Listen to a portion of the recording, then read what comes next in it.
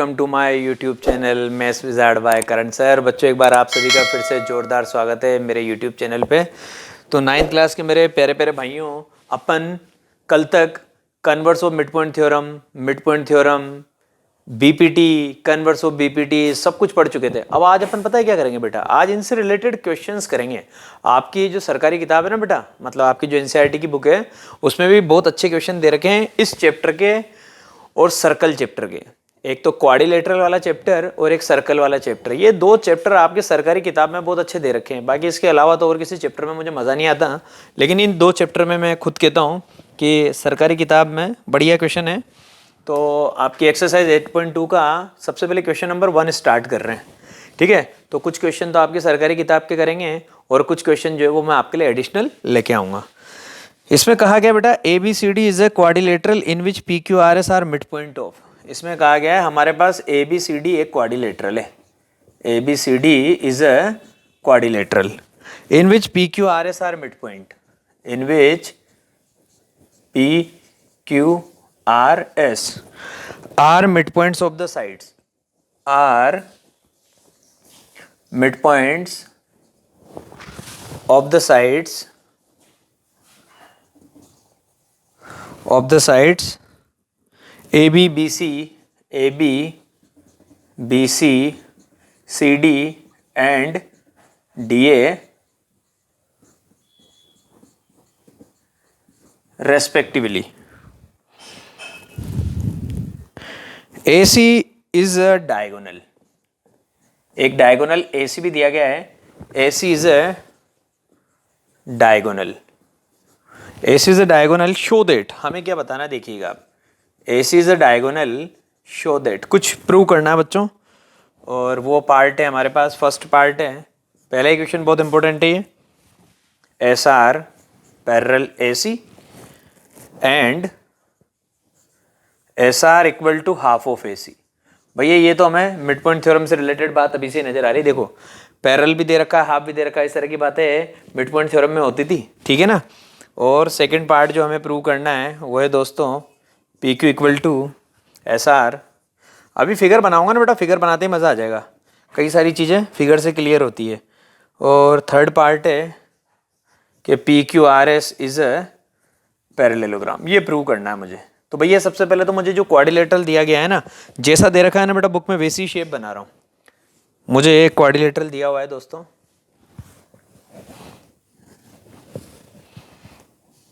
ये क्वाड्रिलेटरल दिया है मुझे, इसका नाम है ABCD,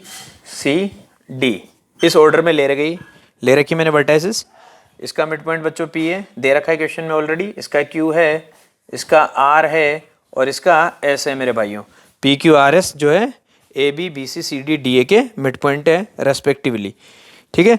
अब आपको बोला गया है यहाँ पे एक डायगोनल है AC इज ए डायगोनल, तो मैंने A को C से मिला दिया ताकि मेरे डायगोनल का काम खत्म हो जाए। AC इज ए डायगोनल, ये मैंने एक डायगोनल बना दिया बच्चों AC, ठीक है। शो करना है SR पैरेलल AC। क्या बेटा, SR जो है ना, ये SR, तो SR अगर AC के पैरेलल होना चाहिए तो पहले SR तो बना लूँ मैं, एक बार SR बना तो लूँ। तो मैंने क्या किया, S को मैंने R से मिला दिया, ये बन गया मेरा SR। मुझे इस SR को AC के पैरेलल करना है एक बार तो, ठीक है। और इस SR को मुझे AC का हाफ भी दिखाना है, ठीक है साहब। फिर उसके बाद भैया PQ बराबर SR मुझे प्रूव करना है, तो PQ भी बनाऊं। तो ये मैंने P को Q से मिला दिया, ये PQ बन गया। तो PQ और SR को मुझे बराबर दिखाना है, ठीक है भैया। उसके बाद मुझे PQRS इज ए पैरेललोग्राम, तो मुझे ये अंदर वाली जो 4 वर्टाइसेस है, मतलब ये जो ABCD के जो मिड पॉइंट है PQRS, इन चारों पॉइंट्स को मुझे आपस में ज्वाइन करना पड़ेगा। तो ज्वाइन कर देता हूँ, P को Q से कर दिया, Q को R से कर दिया और S को मैंने P से कर दिया। ऐसा करते ही अंदर की तरफ एक फिगर बना बेटा PQRS, मतलब एक क्वाड्रिलेटरल बन चुका है अंदर की तरफ, वो है PQRS। मुझे इस PQRS को पैरेललोग्राम प्रूव करना है। तो भैया पहले तो मैं आपको एक चीज़ सिखा देता हूँ आज, जो आपको हमेशा रिजल्ट याद रखना है। ऑब्जेक्टिव में अपने को डायरेक्ट क्या बात याद रखनी है कि अगर बाहर क्वाड्रिलेटरल है, डजंट मैटर, अगर हमें कुछ नाम नहीं दिया हुआ, हमसे क्या कहा गया है क्वेश्चन में, बाहर एक क्वाड्रिलेटरल है, हमें नहीं पता उसका नाम क्या है, ट्रेपेजियम है, रेक्टेंगल है, स्क्वायर है या रोम्बस है, हमें अगर ऐसा कुछ नहीं पता, तो अंदर जब आप बात करेंगे मिड पॉइंट्स के बारे में, जैसे इसका मिड पॉइंट ये है, इसका ये है, इसका ये है, इसका ये, मिड पॉइंट्स को ज्वाइन करने पे अंदर की तरफ जो क्वाड्रिलेटरल बनेगा वो हमेशा पैरेललोग्राम होता है। पहली बात तो आपको हमेशा याद रखनी है। अगर बाहर आपको नहीं पता फिगर का नाम क्या है, आपसे सिर्फ कहा जा रहा है कि क्या है, क्वाड्रिलेटरल है, तो ये अंदर जो आपके पास क्वाड्रिलेटरल बनेगा that is always a parallelogram. पहली बात तो ये अपने भेजे में सेट कर लेना, ठीक है। अब मैं इसको पैरेललोग्राम प्रूव कैसे करूंगा वो सारी चीजें मैं आपको दिखाने वाला हूं। देखिएगा बेटा, आपने जैसे ही डायगोनल बनाया, हो गया आपका काम। ए सी ऐसा होते हैं, एक ट्राइंगल बन रहा है आपके पास ए डी सी ऊपर की तरफ, इन ट्राइंगल एडीसी एक ट्राइंगल बन रहा है हमारे पास एडीसी। इस ट्राइंगल एडीसी में मैंने क्या देखा, एस मिड पॉइंट है इसका, और भाइयों आर मिड पॉइंट है किसका, डीसी का। तो अगर मैं एस को आर से ज्वाइन करता हूं तो ये जो लाइन सेगमेंट बनेगा ये थर्ड साइड के क्या होता है, पैरेलल होता है bye using mid point theorem. क्योंकि मिड पॉइंट थ्योरम में मैंने देखा था कि अगर मेरे पास ट्राइंगल है, ये मिड पॉइंट पता है, ये मिड पॉइंट पता है, तो ज्वाइन करने पे जो लाइन सेगमेंट बनेगा ये पैरेलल होता है किसके, इसके अपोजिट वाली जो साइड है। तो भैया यहाँ पे ये मिड पॉइंट पता है, वो मिड पॉइंट पता है, तो एस को आर से ज्वाइन करने पे क्या बना, एस आर। तो एस आर पैरेलल रहेगा किसके, इस वाली साइड एसी के। तो डायरेक्ट मैं आंसर लिखूंगा कि भैया बिल्कुल ट्राइंगल एडीसी के अंदर एस आर जो है वो पैरेलल आएगा किसके, एसी के। और answer by using mid point theorem. कहानी खत्म भाई। स्मार्ट लोग हैं, स्मार्ट बात करेंगे bye using mid point theorem, और फालतू बातें नहीं करनी है। मिड पॉइंट थ्योरम से हमें ये बात पता लग गई, ठीक है। एस आर पैरेलल एसी, और हाथों हाथी क्या बोलेंगे, S R equal to half of AC, क्योंकि ये भी क्या है, मिड पॉइंट थ्योरम का रिजल्ट है। S R parallel AC and S R equal to half of AC, ये दोनों बातें होती है किसको, मिड पॉइंट थ्योरम को यूज करने पे। खत्म। P Q equal to S R prove करना है भैया, पी क्यू इक्वल टू मुझे एस आर प्रूव करना है, ठीक है साहब। तो मैंने एक चीज तो ये देख ली कि एस आर क्या है, एसी का हाफ है। अब मैं आ गया इस वाले ट्राइंगल एबीसी में, इन ट्राइंगल एबीसी। इस ट्राइंगल में मैं आपको बहुत मजा दिलाने वाला हूँ। पहले मैंने उधर वाला ट्राइंगल लिया था, कौन सा, ए डी सी। अब की बार मैं ट्राइंगल ले रहा हूँ नीचे वाला, A B C. A B C triangle में भी मेरे पास बड़ी मजेदार बात हो गई, क्या, पी मिड पॉइंट है इसका और Q मिड पॉइंट है इसका, तो इनको ज्वाइन करने पे लाइन सेगमेंट क्या बन रहा है, PQ। तो PQ पैरेलल आएगा किसके, AC के। PQ पैरेलल आएगा किसके, AC के, और PQ हाफ आएगा किसका, AC का, by using mid point theorem. क्योंकि भैया अगर मैंने ट्राइंगल चेंज कर दिया तो ट्राइंगल चेंज करने पे मेरी साइड चेंज हो गई, लेकिन मिड पॉइंट थ्योरम तो लगेगी। तो भैया इस वाले ट्राइंगल के अंदर भी मुझे इसका मिड पॉइंट और इसका मिड पॉइंट पता था। दो साइड के मिड पॉइंट अगर आपको पता है तो ज्वाइन करने पे जो लाइन सेगमेंट बनेगा वो उसके सामने वाली साइड के पैरेलल होता है और हाफ भी होता है। तो ये दोनों रिजल्ट भी मुझे पता लग गए, किससे, by using mid point theorem. Same कहानी, by using mid point theorem, ठीक है भैया। तो यहां से तो पता लगा था, इसको तो बोल दीजिए इक्वेशन नंबर 1, और इन दोनों रिजल्ट को मिला के बोल दीजिए इक्वेशन नंबर 2। यहां से क्या पता था, एस आर एसी का हाफ है, वहां से पता है पी क्यू एसी का हाफ है। भैया अगर दोनों एसी के हाफ है तो दोनों आपस में बराबर ही तो रहेंगे, और क्या रहेंगे, एस आर हाफ है एसी का, पी क्यू हाफ है एसी का। By using equation 1 and equation 2 हम बोलेंगे P Q equal to S R, क्योंकि दोनों ही एसी के हाफ हैं। तो भैया पी क्यू बराबर आ गया किसके, एस आर के। क्यों, क्योंकि दोनों एसी के हाफ हैं। कहानी खत्म। तो ये सेकंड वाला पार्ट भी खत्म हो गया। तीसरा पार्ट 1 मिनट में खत्म करने वाला हूँ। P Q R S is a parallelogram. मुझे प्रूव करना है कि पी क्यू आर एस क्या होना चाहिए, पैरेललोग्राम होना चाहिए। मुझे ये प्रूव करना है, ये P Q R S parallelogram होना चाहिए। भैया किसी भी क्वाड्रिलेटरल को पैरेललोग्राम प्रूव करना होता है ना, तो मैंने आपको सारी कंडीशन बता रखी है। 3 कंडीशन जो इंपॉर्टेंट होती है वो तीनों बता रखी है। मैंने क्या देखा, पी क्यू किसके बराबर आ गया, पी क्यू बराबर आ गया एस आर के। तो भैया मुझे एक चीज़ तो पता लग गई कि इस quadrilateral P Q R S में, in quadrilateral P Q R S, इस क्वाड्रिलेटरल में मुझे क्या क्या पता लगा, मुझे पता लग गया कि पी क्यू बराबर है एस आर के। ये इसकी अपोजिट साइड के बराबर आ चुका है, पी क्यू बराबर है एस आर के। अगर पी क्यू एस आर के पैरेलल भी हो जाए तो मैं तो डायरेक्टली बोलूंगा ना, अपोजिट साइड का जो पेयर इक्वल है वही पैरेलल है, तो भैया वो भी हो रहा है। S R parallel A C और P Q parallel A C, P Q भी ए सी के पैरेलल है और एस आर भी ए सी के पैरेलल है। इसका मतलब पी क्यू एस आर के पैरेलल है, इसका मतलब पी क्यू पैरेलल है किसके, एस आर के। कहानी खत्म। पी क्यू एस आर के बराबर है, पी क्यू एस आर के पैरेलल है। By combining these two result I can say that P Q R S is a parallelogram. कहानी खत्म। तो सीधा डायलॉग क्या दूंगा, hence P Q R S is a parallelogram. क्यों? क्योंकि ये दोनों बातें मैंने शो करके दिखा दी। अब आपको जो क्वेश्चंस आएंगे ना उनमें बहुत मजा आएगा, इतनी बढ़िया बढ़िया बातें लेके आऊंगा अब मैं आपके सामने, एकदम मजेदार। तो देखिए क्वेश्चन नंबर 2 स्क्रीन पे आने वाला बच्चों आपके लिए। तो भाइयों क्वेश्चन नंबर 2 आपके लिए स्क्रीन पे आ चुका है और क्वेश्चन नंबर 2 लिखने के बाद मैं आपको और बहुत अच्छे अच्छे रिजल्ट अभी के भी बताने वाला हूँ। देखिए हमें दे रखा है A B C D is a rhombus, मतलब हमारे पास जो क्वाड्रिलेटरल है वो क्या है, रोम्बस है। तो भैया मैंने क्या किया, रोम्बस बना दिया, ये बना दिया मैंने रोम्बस।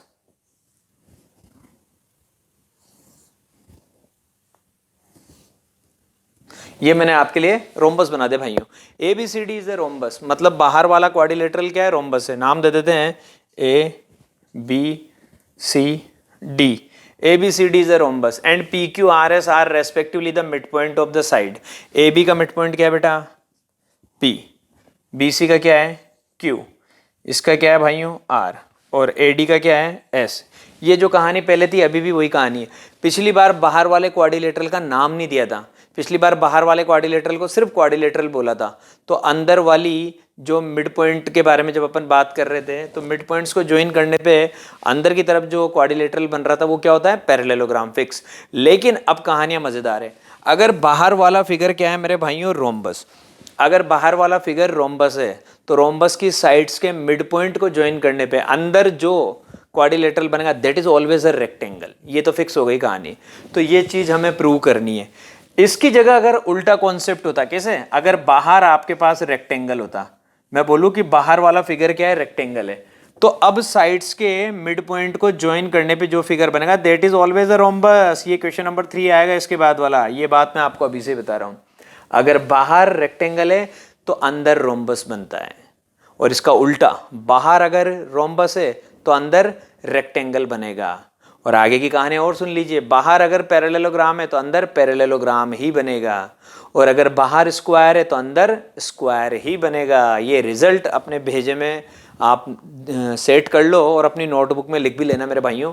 कई सारी चीज़ें ऐसी होती है जो मैं यहाँ बोर्ड पे कई बार लिखता नहीं हूँ, मैं आपको एक्सप्लेन कर देता हूँ, लेकिन आपको मेरा एक्सप्लेनेशन सुन के वो इम्पोर्टेंट पॉइंट अपनी नोटबुक में नोट करने हैं बच्चों।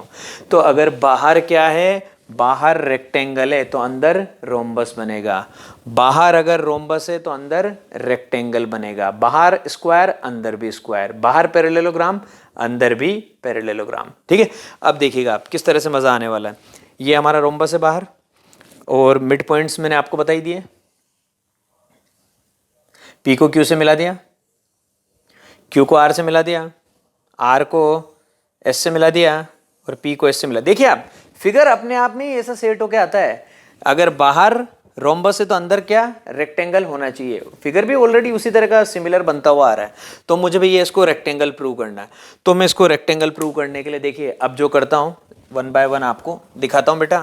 तो पहले तो आपको एक सबसे इंपॉर्टेंट स्टेप बता देता हूँ।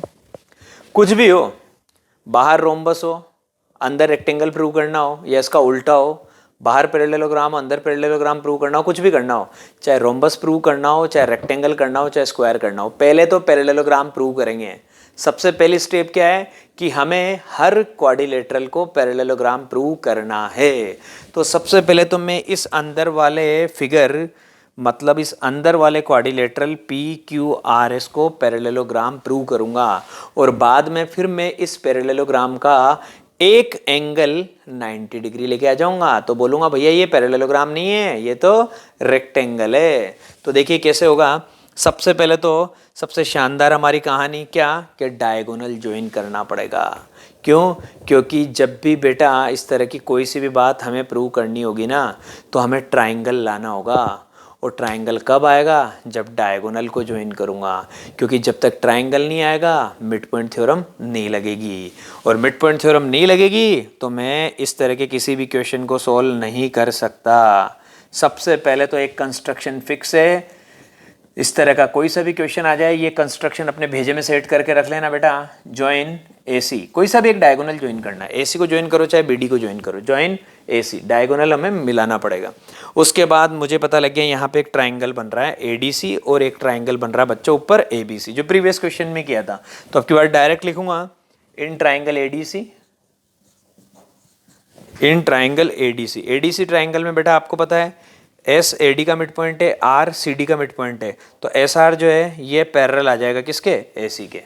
डायरेक्ट लिख रहा हूँ S R parallel A C और S R equal to half of A C. S R A C के पैरेलल आ गया और एस आर ए सी का हाफ आ गया, किससे, by using mid point theorem,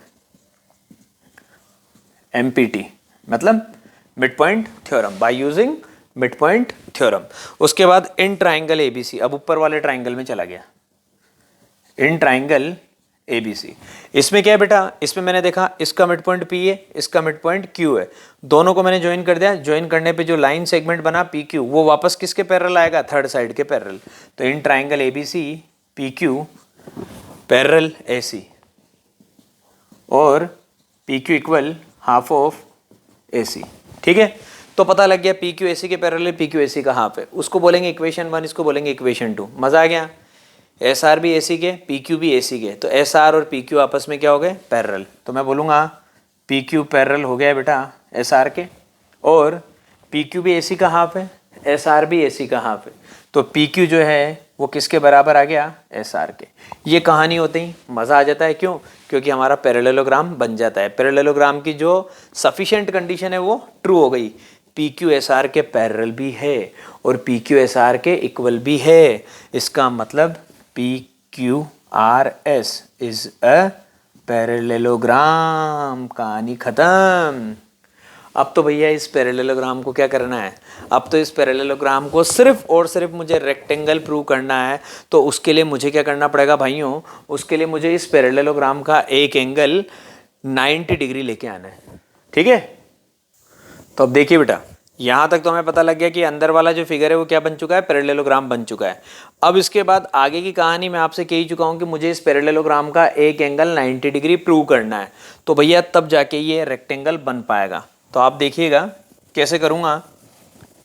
सबसे पहले तो भैया स्टार्टिंग से पता है कि ये रोम्बस है, स्टार्टिंग से पता है कि ये बाहर वाला जो फिगर है, जो क्वाड्रिलेटरल है, वो हमारे पास रोम्बस है। तो रोम्बस की बेटा चारों साइड बराबर होती है, रोम्बस की चारों साइड बराबर होती है, इसका मतलब A B equal B C equal C D equal D है। अगर बेटा साइड्स इक्वल है तो इनके हाफ भी इक्वल रहेंगे definitely, half of A B. इसका मतलब क्या है, ये ए बी का मिड पॉइंट है पी, तो ये बराबर आएगा बेटा किसके, इसके। और सिमिलरली मुझे कहानी पता है कि ये क्यू मिड पॉइंट है बी सी का, तो बी क्यू बराबर आएगा बेटा किसके, सी क्यू के। और ये तो पता ही है कि ये पूरा इस पूरे के बराबर है, तो इनके हाफ भी बराबर आएंगे, तो ए पी बी पी के भी बराबर है, बी क्यू के भी बराबर है, क्यू सी के भी बराबर है। और सेम कहानी बेटा यहाँ पे भी रहेगी, ए एस बराबर रहेगा किसके, एस डी के, एस डी बराबर रहेगा किसके, डी आर के, डी आर बराबर रहेगा बेटा किसके, आर सी के। मतलब ये सारे जितने भी हाफ पार्ट आपको नजर आ रहे हैं ना, वो सब इक्वल हैं। क्यों, क्योंकि बेटा बाहर वाला फिगर क्या है, रोम्बस है, इसलिए ये पी बी बराबर है बेटा किसके, बी क्यू के। तो पहले तो in triangle P B Q, इसी में मैं आपको एक बड़ी प्यारी सी बात बताने वाला हूँ। In triangle P B Q, इसमें आपको पता है कि ये पी बी किसके बराबर है बेटा, बी क्यू के।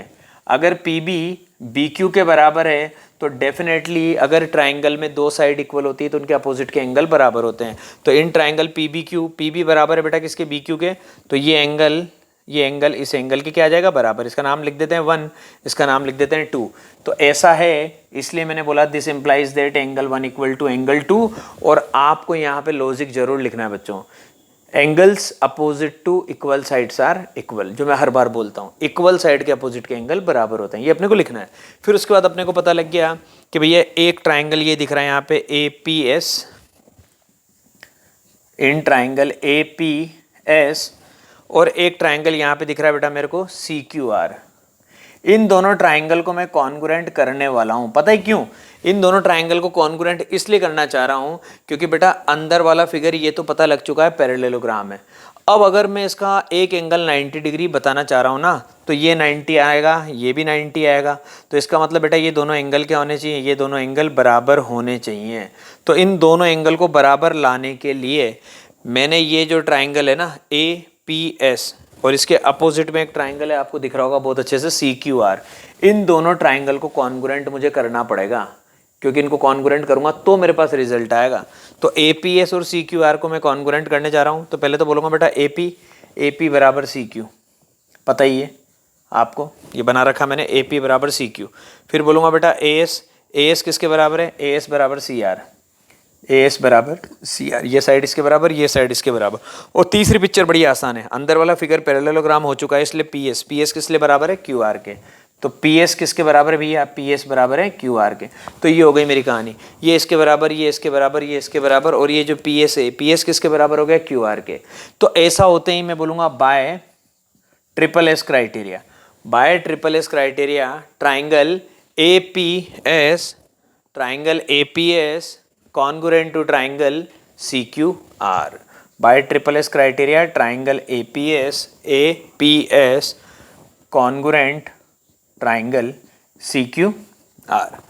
APS जो है बच्चों CQR के कॉन्ग्रुएंट हो गया। अगर ये दोनों ट्राइंगल कॉन्ग्रुएंट हो गए ना तो फिर मजा आ गया भैया। अगर ये दोनों ट्राइंगल कॉन्ग्रुएंट है तो कॉन्ग्रुएंट ट्राइंगल के कॉरस्पॉन्डिंग पार्ट इक्वल होते हैं। This implies that angle APS equal to angle CQR, ये दोनों एंगल बराबर आएंगे। APS मतलब ये वाला एंगल, इसका नाम मैंने दे दिया बच्चों यहाँ पे 3, और CQR मतलब ये वाला एंगल, इसका नाम मैंने दे दिया यहाँ पे 4।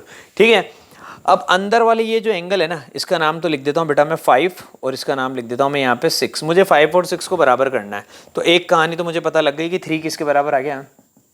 4 के। 1 तो पहले से ही 2 के बराबर था, 3 को मैंने किसके बराबर कर दिया बेटा? 4 के बराबर कर दिया। अब आपको सबसे ज़्यादा मज़ा आने वाला है मेरे स्टाइल में, याद रखिएगा आप, 1 बराबर है 2 के और 3 बराबर है 4 के।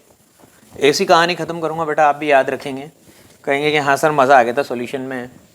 1 तो बराबर है 2 के, 3 बराबर है 4 के। एक चीज़ मुझे बहुत अच्छे से पता है, ये एक स्ट्रेट लाइन है, स्ट्रेट लाइन पे ये 3 एंगल बन रहे हैं, तीनों का सम 180 डिग्री। तो मैं क्या लिखूँगा? Angle 1 plus angle 3 plus angle 5 equal to 180 degree. 1 + 3 + 5 equal to 180, equation number 1। इधर आ जाइए, 2 + 4 + 6, 2 + 4 + 6, ये भी क्या? 180, और ये इक्वेशन नंबर 2। दोनों 180 के बराबर है, दोनों 180 के बराबर है, तो दोनों का LHS पार्ट क्या आ जाएगा? इक्वल। तो क्या लिखूंगा? 1 + 3 + 5 इक्वल टू 2 + 4 + 6। मुझे पता है बेटा 1 किसके बराबर है? 2 के, तो 1 से तो 2 की ज़िंदगी खराब। फिर मुझे पता है बेटा 3 किसके बराबर है? 4 के, 3 से 4 की ज़िंदगी खराब।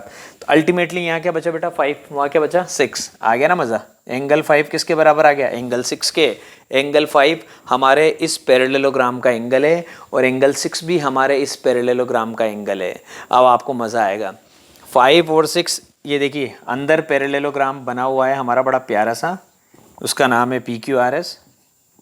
कई सारी चीज़ें मैं फिगर के थ्रू शो कर देता हूँ।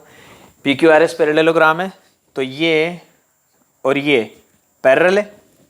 इन दोनों पैरेलल लाइन को मेरे भाइयों ये ट्रांसवर्सल कट कर रहा। अगर दो पैरेलल लाइन को कोई ट्रांसवर्सल कट करता है तो ऐसी कंडीशन में ये वाला एंगल और ये वाला एंगल, ये दोनों क्या होता है? Co-interior angle.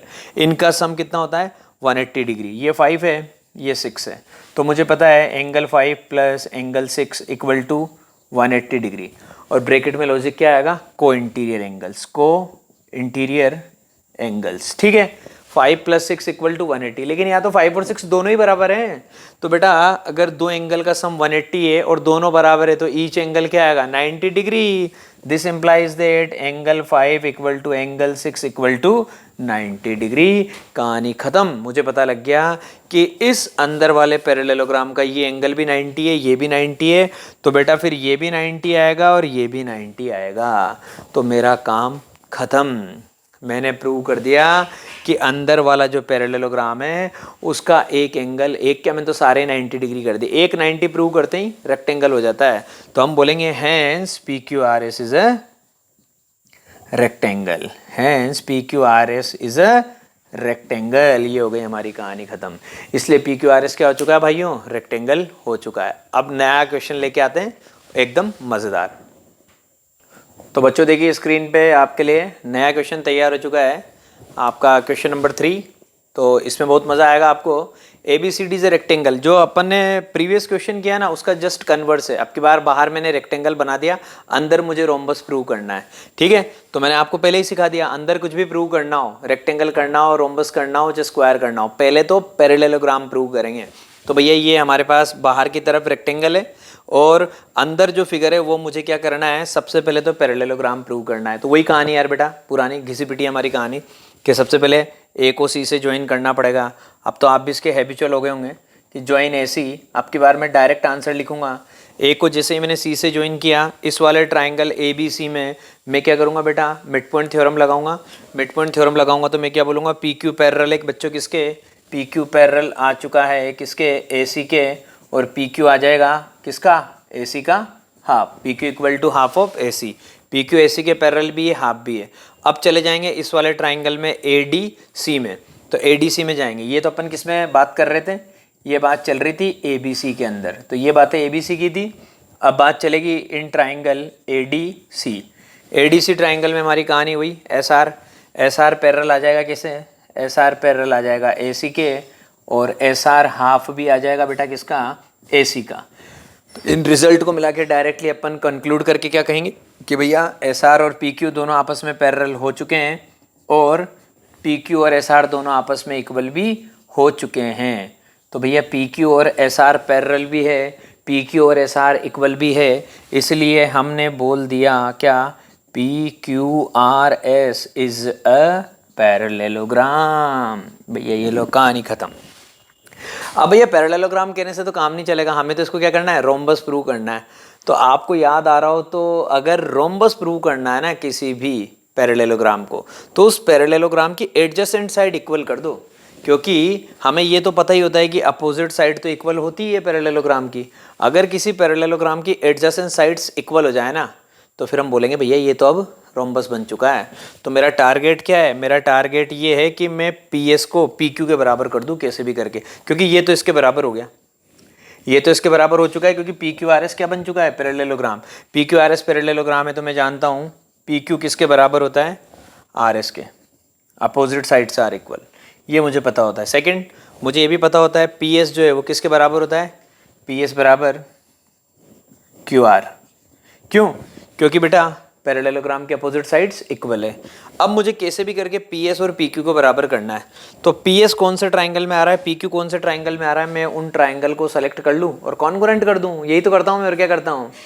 तो देखिए इन triangle A P S, in triangle A P S, ये वाला ट्राइंगल ले लिया, और इधर ट्राइंगल ले लिया B P Q, in triangle B P Q, ये दो ट्राइंगल ले लिए। इन दोनों ट्राइंगल को कॉन्ग्रुएंट करना है, कैसे करूंगा बेटा, सबसे पहले तो मुझे पता है ए एस बराबर है किसके, बी क्यू के। ऐसा क्यों पता है, क्योंकि ए डी बराबर होता है बेटा किसके, बी सी के। मैं पूरी बात लिख देता हूँ, ए डी बराबर होता है किसके, बी सी के, क्योंकि रेक्टेंगल की अपोजिट साइड्स इक्वल होती है, इसलिए ये तो बात पता है कि ये रहा देखो आपका ए डी। ए डी बराबर है बच्चों किसके, बी सी के, तो इनके हाफ ऑफ भी क्या आएंगे, बराबर आएंगे, इसलिए half of A D equal to half of B C. भाई अगर ये दोनों इक्वल है तो उनके हाफ ऑफ भी इक्वल आएंगे। हाफ ऑफ ए डी का मतलब क्या हो गया, ए एस। ए एस किसके बराबर आ गया, बी क्यू के। This implies that A S equal to B Q. तो इस वाले ट्राइंगल का पार्ट था ए एस, वो किसके बराबर आ गया बेटा, बी क्यू के बराबर आ गया। सेकंड, ए पी बराबर पी बी, है ही सही, क्यों, क्योंकि पी मिड पॉइंट है, इस वाली साइड का मिड पॉइंट क्या है, पी, इसलिए हमें पता लग गया ए पी बराबर बी पी, ए पी बराबर बी पी। पहले तो वो वाली बात हो गई, फिर ए पी बराबर बी पी। सेकेंड चीज़ ये हो गई, एक तो ये पता लग गया कि ए एस बराबर है बी क्यू के, एक पता लग गया ए पी बराबर बच्चों किसके, बी पी के। तीसरी चीज़ बड़ी शानदार, नाइट एंगल, ये एंगल 90 और ये एंगल भी 90, क्यों, क्योंकि बाहर वाला फिगर रेक्टेंगल है, तो रेक्टेंगल और आसान होता है। तो हमें पता लगे कि ये एंगल 90 और वो एंगल भी 90, तो हम यहाँ पे क्या बोलेंगे भैया, इस वाले ट्राइंगल का एंगल ए इक्वल टू उस वाले ट्राइंगल के एंगल बी के बराबर है। Angle A equal to angle B, और क्या भाइयों, 90 डिग्री। Angle A equal to angle B, ये जो एंगल ए है यहाँ लिख देता हूँ, ये जो एंगल ए है वो एंगल बी के बराबर है 90 डिग्री। तो भैया मज़ेदार काम हो गया, क्राइटेरिया लग गया, सास क्राइटेरिया, ये वाली साइड और इनके बीच का एंगल। तो मैं क्या बोलूँगा, बाय सास क्राइटेरिया मेरा काम हो गया। तो मैं लिखूँगा by S S criteria, triangle A P S, triangle A P S congruent, A P S congruent triangle B P Q, congruent triangle B P Q. तो ए पी एस जो है बच्चों वो बी पी क्यू के congruent हो गया। अगर ये दोनों ट्राइंगल कॉन्ग्रुएंट है तो कॉन्ग्रुएंट ट्राइंगल के कॉरस्पॉन्डिंग पार्ट इक्वल होते हैं by C P C T. Hence P S equal to P Q, hence P S is equal to P Q. ये लो मज़ा आ गया। Hence P S is equal to P Q by C P C T. तो भैया मज़े आ गए ज़िंदगी में। मुझे पता लग गया पी एस पी क्यू के बराबर है, मतलब पैरेललोग्राम की एडजेसेंट साइड्स इक्वल हो चुकी है। तो मैं यहाँ लिखूँगा therefore this implies that in triangle P Q R S P Q equal to Q R equal to R S equal to P S. P Q Q R के, Q R R S के, R S P S के बराबर आ चुका है। और जिस quadrilateral में चारों साइड बराबर हो जाती है उसका नाम क्या होता है भाइयों, rhombus. Hence P Q R S is a rhombus. इसलिए हमारा पी क्यू आर एस क्या बन चुका है, रोम्बस बन चुका है। ये हो गई हमारी कहानी खत्म। ठीक है बेटा, अब अपन इसके बाद नेक्स्ट क्वेश्चन तैयार करते हैं, उसमें भी आपको बहुत मज़ा आएगा। तो देखिए नेक्स्ट क्वेश्चन आपके लिए स्क्रीन पे तैयार हो चुका है। बड़ा सीधा सा क्वेश्चन है, ये भी आपकी बुक का ही question number 4। A B C D is a trapezium. मैंने पूरा फिगर बना दिया। ये ए बी सी डी बच्चों आपके पास एक ट्रेपेजियम है। इसमें मैंने बोला है कि ये ए बी ये किसके पैरेलल है बेटा, डी सी के पैरेलल है। B D is a diagonal, मैंने डायगोनल भी बना दिया, बी को डी से मिला दिया। And E is the mid point of A D. E जो है ना इस साइड ए डी का मिड पॉइंट है। A line is drawn through E parallel to A B. इस पॉइंट ई से हमने एक लाइन ड्रॉ करी बेटा, ये दिख रही है ना आपको, ये स्ट्रेट लाइन, ये स्ट्रेट लाइन ड्रॉ करी है जो पैरेलल है किसके, इसके। अब बेटा अगर ये इसके पैरेलल है तो डेफिनेटली ये वाली और ये वाली, ये तीनों लाइन आपस में क्या हो गई, पैरेलल हो गई। तो डी सी इस वाली लाइन के पैरेलल है, इस लाइन का नाम बोल दीजिए आप एल। ये डी सी एल के पैरेलल है, एल जो है वो ए बी के पैरेलल है। अल्टीमेटली तीनों आपस में पैरेलल है। ठीक है, इस वाली लाइन एल ने इस वाली साइड BC को कहाँ पे इंटरसेक्ट किया, F पे इंटरसेक्ट किया। मुझे बताना है F जो है वो BC का मिड पॉइंट होना चाहिए। मुझे बताना है F जो है वो BC का मिड पॉइंट होना चाहिए। ठीक है भाई, अब मैं ये काम करना स्टार्ट करता हूँ। सबसे पहले तो मैंने क्या किया बेटा कि एक ट्राइंगल लिया यहाँ पे, ये वाला ABD, इन ट्राइंगल ABD। सबसे पहले ये काम किया इन ट्राइंगल ABD, क्योंकि इसमें मुझे दो बातें बड़ी प्यारी पता है। क्या कि इसमें E जो है ना वो AD का मिड पॉइंट है। E is mid point of AD। एक तो मुझे बात बहुत अच्छे से पता है कि E जो है वो AD का मिड पॉइंट है, और यहां से मैं एक पैरेलल लाइन ड्रॉ कर रहा हूं। ठीक है, और L जो है वो L पैरेलल है बेटा किसके, इस वाली साइड AB के। L parallel to AB। तो बेटा converse of mid point theorem ने मुझे बड़ी प्यारी बात सिखाई थी। अब converse of mid point theorem का यूज आ रहा है क्या, कि अगर ट्राइंगल में एक साइड के मिड पॉइंट से सेकंड साइड के पैरेलल लाइन ड्रॉ करेंगे तो वो थर्ड साइड को बाइसेक्ट करती है। तो बेटा इस वाली लाइन ने इस थर्ड साइड को यहाँ पे कट किया। इसका नाम नहीं है, मैंने इसका नाम दे दिया G। तो मुझे पता लग गया G जो है ना वो BD का मिड पॉइंट है। तो डायरेक्ट यहाँ पे क्या डायलॉग दूंगा, हैंस G इज, भाई ये पॉइंट नहीं पता था, मैंने इस पॉइंट का नाम दे दिया G। Hence G is mid point of BD। Hence G is mid point of BD by using converse of mid point theorem. ये डायलॉग देना पड़ेगा आपको, by using converse of MPT mid point theorem. Mid point theorem के converse को use करके मैं ये dialogue दे सकता हूं। क्यों, क्योंकि मुझे इस ट्राइंगल ABD के अंदर ये मिड पॉइंट पता है और यहां से ये पैरेलल लाइन जा रही है। तो ये तो मेरा काम तैयार हो गया कि G मिड पॉइंट है किसका, BD का। अब आ जाइए, अब की बार ट्राइंगल चेंज कर देते, कौन सा, इधर वाला। Now in triangle BCD triangle. अब इस ट्राइंगल BCD में मुझे फिर पता लग चुका है क्या, कि भैया ये G जो है ना ये BD का मिड पॉइंट है, क्योंकि मैंने अभी बोला है G is mid point of B D, ये मैंने आपके लिए अभी क्लियर किया है, G is mid point of B D. और ये लाइन जा रही है पैरेलल, इसका मतलब ये जी टू एफ जो क्या बनी बेटा अपनी जी एफ, इसका मतलब जी एफ पैरेलल है किसके, सी डी के। क्यों, क्योंकि ये लाइन इसके भी पैरेलल थी और ये लाइन उसके भी पैरेलल है, तो जी एफ पैरेलल आ गई बेटा किसके, जी एफ हमारी पैरेलल आ चुकी है। ठीक है बच्चों, किसके, डी सी के। And G F parallel D C, मुझे पता लग चुका है कि भैया ये जी जो है ये इसका मिड पॉइंट है और ये तो पहले से पैरेलल दे रखी है, तो जी एफ है ना हमारी जी एफ भाइयों, ये किसके पैरेलल आ गई, ये पैरेलल आ गई किसके, डी सी के। तो जी एफ जो है ये पैरेलल आ चुकी है डी सी के, तो डेफिनेटली ये जी एफ इस वाली साइड को जहाँ पे जाके कट करेगी वो उसका क्या होगा, मिड पॉइंट, कहानी ख़त्म। तो भैया अगर जी एफ डी सी के पैरेलल है तो ये जहाँ पे भी इस साइड को कट करेगा वो इसका मिड पॉइंट है। इतना सीधा क्वेश्चन था बच्चों। Hence F is mid point of B C, hence F is mid point of B C. और डायलॉग क्या, by using converse of BPT, by using converse of BPT, sorry by using converse of MPT, mid point theorem.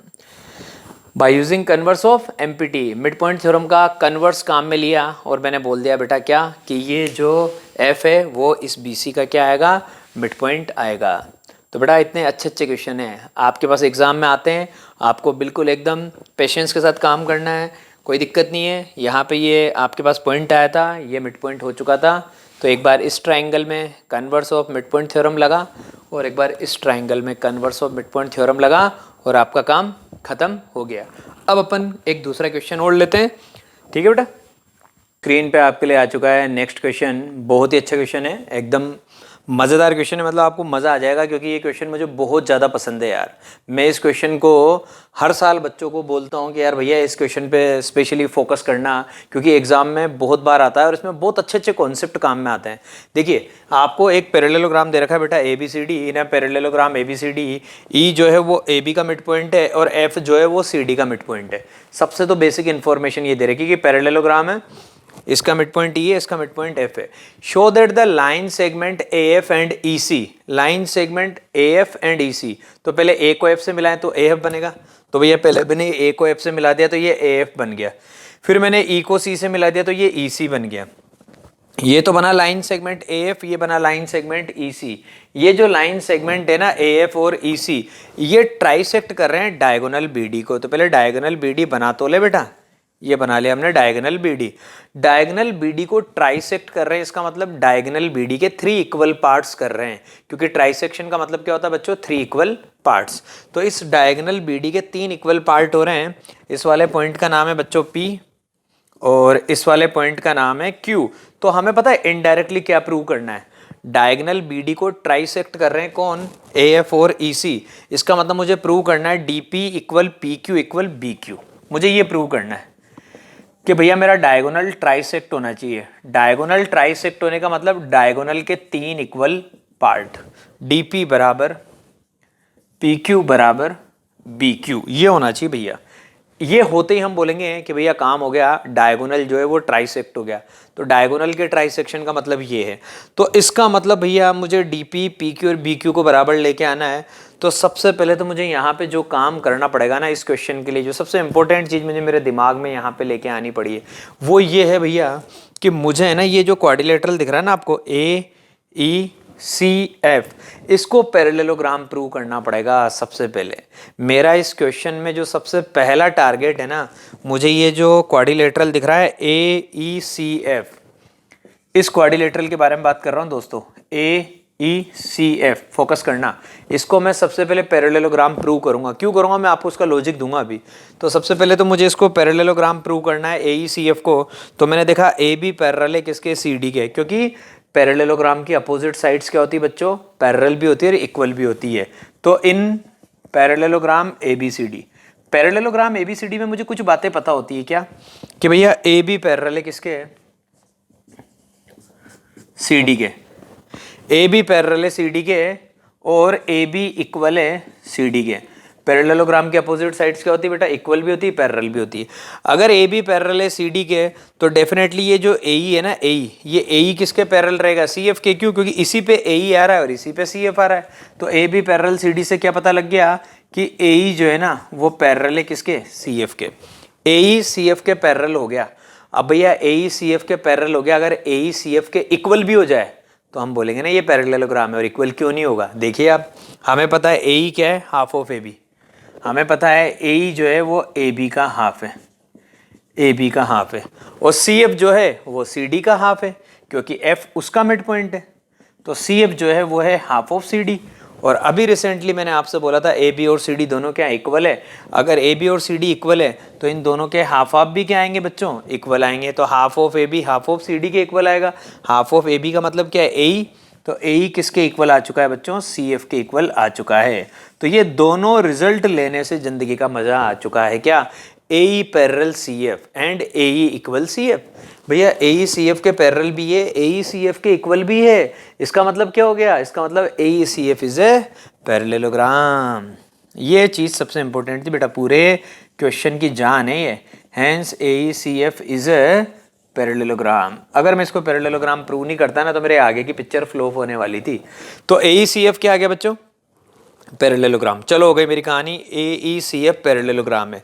अगर ए ई C F parallelogram है तो इसमें भी तो parallelogram की properties काम में आएगी, बिल्कुल आएगी। कैसे, ए ई सी एफ अगर पैरेललोग्राम है तो पैरेललोग्राम की अपोजिट साइड्स क्या होती है बच्चों, इक्वल भी होती है, पैरेलल भी होती है। तो इस पैरेललोग्राम से मुझे ये चीज पता लग गई कि ए एफ किसके पैरेलल है, ई सी के। हेंस ए एफ पैरेलल है किसके, ई सी के। Opposite sides of parallelogram are parallel. F parallel है किसके, ईसी के। देखिए आप, एफ पे ही आपको दिख रहा है एपी, तो अगर एफ ईसी के पैरेलल है तो ये एपी ईक्यू के भी तो पैरेलल है।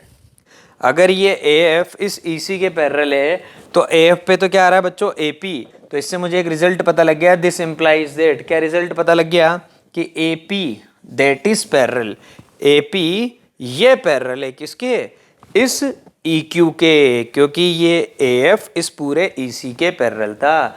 This implies that AP parallel EQ। ये लो भैया कहानी खत्म। दिस इंप्लाइज दैट क्या भैया कि ये जो AP है ना, यहाँ से लेके यहाँ तक ये AP इस EQ के भी क्या हो गया, पैरेलल हो गया। और ऐसा होते ही अब मेरा कमाल होने वाला है। अब आपको पता लग जाएगा कि मैंने ये काम क्यों किया।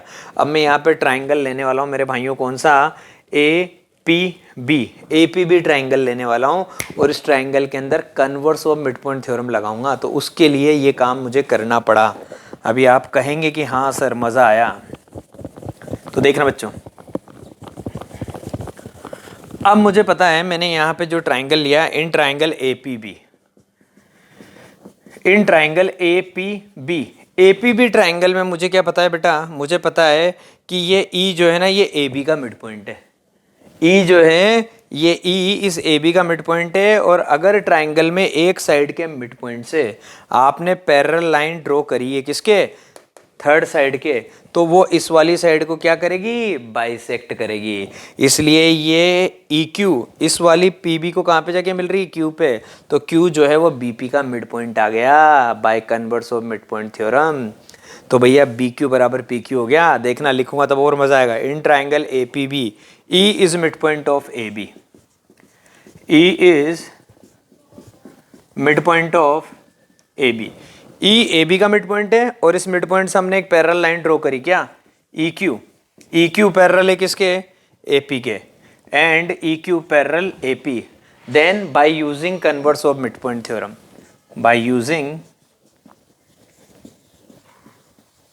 converse of MPT midpoint theorem, by using converse of midpoint theorem, Q is midpoint of BP, Q is midpoint of, Q जो है वो midpoint हो गया किसका बच्चों, BP का।